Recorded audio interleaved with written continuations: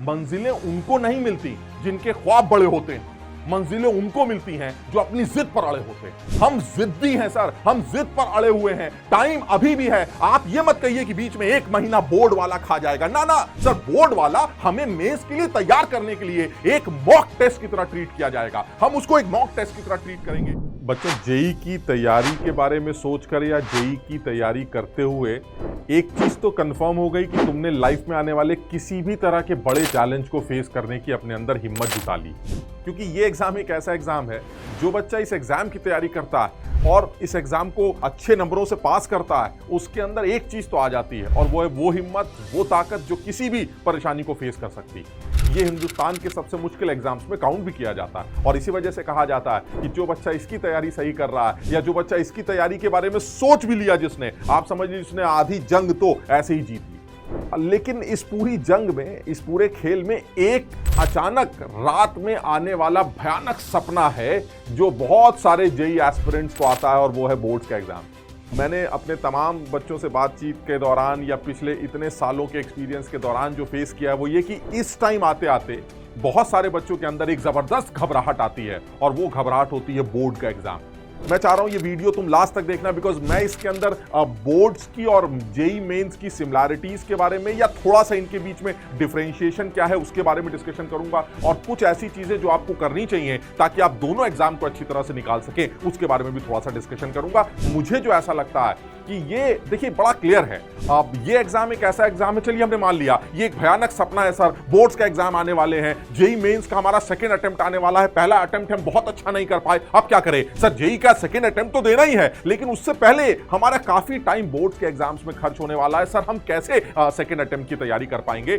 देखो एक चीज तो क्लियर है, परेशानियां बहुत सारी हैं, पूरी तरह से फंसे हुए हैं, इसमें कोई शक नहीं है, लेकिन ये भी तो तुम जानते हो जीतने का असली मजा आता भी तो तभी है जब पूरी दुनिया तुम्हारे हारने का इंतजार कर रही हो। यानी कहने का मतलब ये हुआ सर, सारी दुनिया लगी पड़ी है कि मैं ये ना कर पाऊं, लेकिन मैंने ये ठान ली है, जब एक बार सोच ली है, करना है, करके दिखाना है और कुछ लोगों को ये रिजल्ट लाके उनके हाथ में देना है, ये तो करना ही पड़ेगा।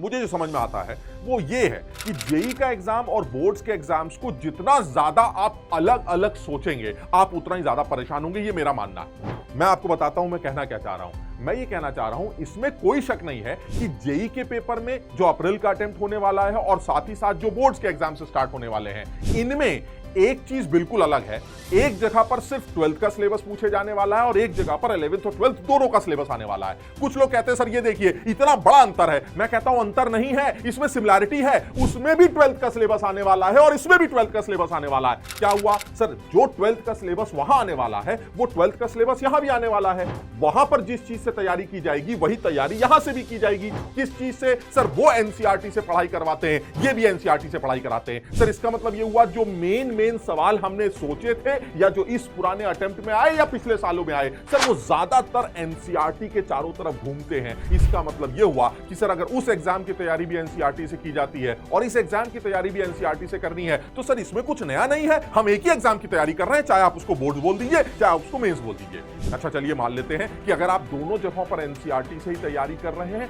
तो कहीं तो कुछ अंतर होगा। हाँ सर एक अंतर है, हमने जेईई मेंस की तैयारी के लिए एक रेफरेंस बुक एनसीईआरटी जरूर कंसीडर की थी, बट हमने एक और बुक भी लगाई थी जिसके ऊपर हम प्रैक्टिस करते थे, जिसके कुछ ऑब्जेक्टिव सवालों की हमने काफी प्रैक्टिस की थी, हमें उस बुक को भी फॉलो कर लेना चाहिए। यानी मेरे कहने का मतलब है 12th का जो सिलेबस बोर्ड्स में पूछे जाने वाला है और जो 12th का सिलेबस जेईई मेंस में आने वाला है, इन दोनों में एक काम कर लेते हैं, वो चैप्टर जो 12th का हम पढ़ने जा रहे हैं उसको एनसीईआरटी से पढ़ेंगे, साथ ही साथ एनसीईआरटी के पुरानी एक्सरसाइजेस जो चैप्टर में दी गई हैं उसको सॉल्व करेंगे और साथ ही साथ जो फिजिक्स या मैथ्स में कुछ डेरिवेशंस होंगे उन डेरिवेशंस को भी देखेंगे। यहां पर हम सिर्फ ऑब्जेक्टिव्स की तैयारी करेंगे, यानी कहने का मतलब यह हुआ चैप्टर सिमिलर है, एक बार थ्योरी पढ़ ली गई है, पढ़ने के बाद फटाफट एनसीईआरटी के पीछे की एक्सरसाइजेस घोट मारी, खत्म कर दिया। अपने किसी एक रेफरेंस बुक जो दूसरी बुक थी जिसकी हमने प्रैक्टिस की थी उसमें से कुछ सवालों की प्रैक्टिस करके जेईई मेंस का चैप्टर और बोर्ड का चैप्टर एक साथ खत्म कर दिया।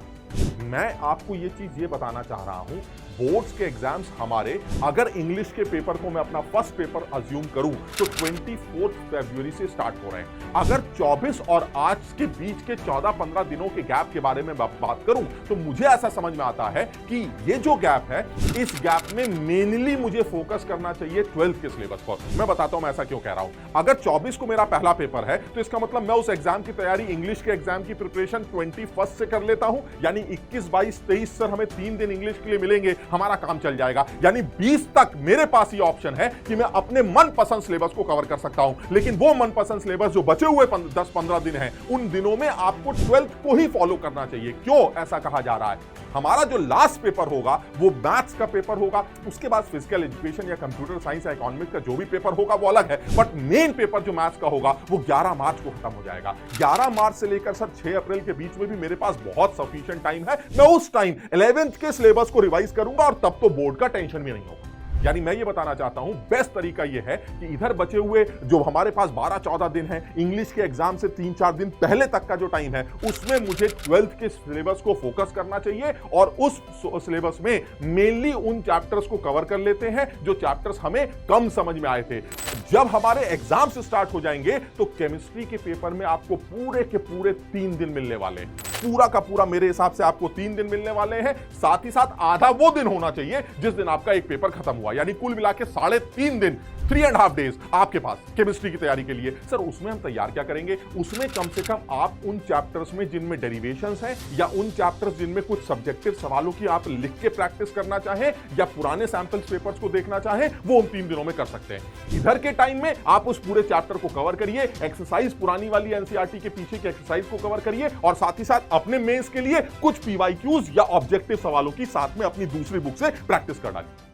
फिजिक्स का जो पेपर आएगा सर, उसमें सफिशिएंट टाइम दिया गया है, उसमें भी मेरे पास 5.5 दिन के आसपास का टाइम मिलेगा। उस दिन को मिलाकर जिस दिन मेरा एक पेपर खत्म हुआ है, 5.5 दिन मिलेंगे। सर फिजिक्स की तैयारी भी पैरेलली चल रही थी, लेकिन डेरिवेशंस वगैरह को मेंस में नहीं पूछा जाता, तो उन डेरिवेशंस को उन 5.5 दिनों में आराम से 12th के सिलेबस को मैं रिवाइज कर सकता हूं, अपने मेंस लेवल पर भी और बोर्ड्स के लेवल पर भी। मैथ्स का पेपर फिजिक्स के पेपर के बाद होगा, जो 11 तारीख को होगा। बीच में हमारे पास 4.5 दिन के टाइम है, और पता नहीं क्यों मेरा मानना यह है, शुरू से मेरा मानना यह है, और मेरे जितने स्टूडेंट्स हैं वो ये कहते हैं, सर मेंस की तैयारी जिस बच्चे ने कर रखी है मैथ्स की, उसको मैथ्स के बोर्ड्स के पेपर में कभी कोई दिक्कत नहीं आने वाली। तुम मेरी इस बात को समझ लेना और इस बात को बिल्कुल मान लेना। पिछले 20 सालों में कुछ एकाध केसेस की बात तो मैं नहीं करता, बट पिछले 20 सालों में जिन बच्चों ने भी जेईई मेंस की अच्छी तैयारी की थी, उनके बोर्ड्स में 90 परसेंटाइल, 95 परसेंटेज या 97, 98, 99 परसेंटेज नंबर आते हैं, और वो ले आते हैं क्योंकि उनको कुछ नहीं करना है। जो एक्स्ट्रा चीजें हैं वो गैप्स में वो कवर कर लेते हैं। जो फिजिक्स, केमिस्ट्री, मैथ्स के पेपर्स में गैप आते हैं, वो उनमें उन एक्स्ट्रा चीजों को करके अपना पेपर दे आते हैं। प्रोवाइडेड जो तुम्हारे एक्स्ट्रा सब्जेक्ट्स हैं, जैसे इंग्लिश हो गया, फिजिकल एजुकेशन हो गया, या कंप्यूटर साइंस हो गया, उनमें तुम्हें ठीक स्कोर करना पड़ेगा। अदरवाइज मैथ्स, फिजिक्स, केमिस्ट्री की तैयारी जो बच्चा मेंस के लिए कर रहा है, वो बच्चा बोर्ड्स में फोड़ कर आता, इसमें कोई शक नहीं। सब लोग इस बात का ध्यान दें कि ये जो तैयारी है, इन तैयारियों को जितना आप सेपरेट समझेंगे, आप उतना ही परेशान होंगे। बोर्ड्स तक आप 12th पर कंसंट्रेट करिए, बोर्ड्स के बाद आपके पास 11th को कंसंट्रेट करने का प्रॉपर टाइम मिलेगा, और उस टाइम पर आप 11th के सिलेबस को आराम से कवर करके अपने जेईई मेंस के सेकेंड अटेम्प्ट को दे सकते हैं। देखो एक चीज बड़ा क्लियर है, परेशानी तो है।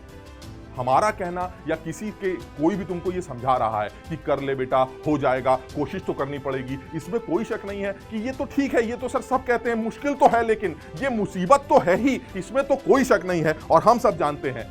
मंजिलें उनको नहीं मिलती जिनके ख्वाब बड़े होते हैं, मंजिलें उनको मिलती हैं जो अपनी जिद पर अड़े होते हैं। हम जिद्दी हैं सर, हम जिद पर अड़े हुए हैं, टाइम अभी भी है। आप ये मत कहिए कि बीच में 1 महीना बोर्ड वाला खा जाएगा, ना ना सर, बोर्ड वाला हमें मेंस के लिए तैयार करने के लिए एक मॉक टेस्ट की तरह ट्रीट किया जाएगा। हम उसको एक मॉक टेस्ट की तरह ट्रीट करेंगे, सिर्फ इतना ही तो फर्क होगा सर, हमें कुछ ज्यादा लिखना पड़ जाएगा, कुछ ऐसा तो नहीं लिखना होगा जो मैंने मेंस में नहीं पढ़ा। यानी जो तैयारी आप करते चले आ रहे हैं वो आप करते चले जाइए, सिर्फ बोर्ड्स के पेपर्स के लिए कुछ लिखने के तरीके और कुछ सैंपल पेपर्स की प्रैक्टिस कर लीजिए, क्योंकि ये वो एग्जाम होगा जो एक बार की तैयारी से निकाला जा सकता है। पढ़ो, घोटो, उड़ेल दो, खत्म करो। लेकिन मेंस के लिए सर थोड़ा सा कंसेप्चुअल डेप्थ भी पता होनी चाहिए, जिसके लिए मैंने कुछ ऑब्जेक्टिव बुक ले रखी है। हमारे पास कुछ पीडब्ल्यू के मॉड्यूल्स हैं, कुछ मॉक टेस्ट हैं, हम उनकी प्रैक्टिस करके अपना आराम से मेंस का पेपर दें।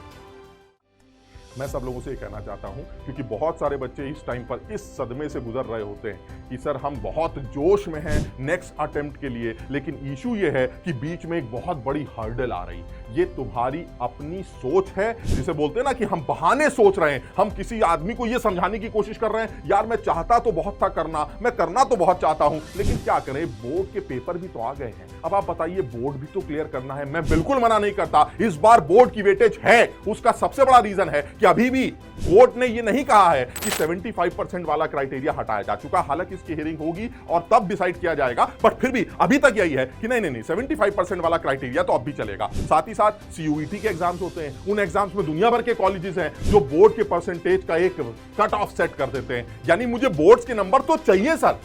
इसमें कोई शक नहीं है, लेकिन ये हर्डल नहीं है सर, ये वो जंप है जो मुझे मिलेगा, जो अपने मेंस की तैयारी में मुझे सपोर्ट करेगा। क्योंकि सर अब मुझे ऐसा लगता है फर्स्ट अटेम्प्ट को देखने के बाद जेईई मेंस का जो पेपर है उसमें ज्यादातर सवाल या अपने मतलब भर के सवाल वो सवाल होते हैं जो एनसीईआरटी के चारों तरफ घूमते हैं। 12th का सिलेबस मैं ऐसे तैयार करूंगा कि बोर्ड्स में भी बैंड बजा दूंगा और जेईई मेंस का भी मेरा 12th का सिलेबस कंप्लीट हो जाएगा। 11th के सिलेबस के लिए सर मेरे पास 11 मार्च से लेकर आगे तक का टाइम होगा, जिसमें मैं आसानी से वो 11th का सिलेबस भी रिवाइज कर सकता हूं। जैसे मैं हर बार बोलता हूं, फिर यही बोलूंगा, कोशिश करोगे तो हल निकलेगा, कोशिश नहीं करोगे तो हल नहीं निकलेगा। इसलिए तुम सबको यही बताना चाहता था, बिकॉज मुझे ऐसा लगा, मुझे बहुत सारे बच्चों ने बोला सर आपने ये तो कहा है कि अटेम्प्ट अप्रैल का अटेम्प्ट इंपॉर्टेंट है, आसानी से दिया जा सकता है, कोशिश की जा सकती है, बट सर ये परेशानी हमारे सामने आ रही है कि रास्ते में बोर्ड्स के एग्जाम्स आ रहे हैं। बेटा मैं तुम्हें कैसे समझाऊं, वो बोर्ड्स के एग्जाम्स जो रास्ते में आ रहे हैं वो एक्चुअली तुम्हारे फायदे के लिए आ रहे हैं, वो तुम्हारी प्रिपरेशन को और बूस्ट कर देंगे, वो तुम्हारी प्रिपरेशन को और चमका देंगे।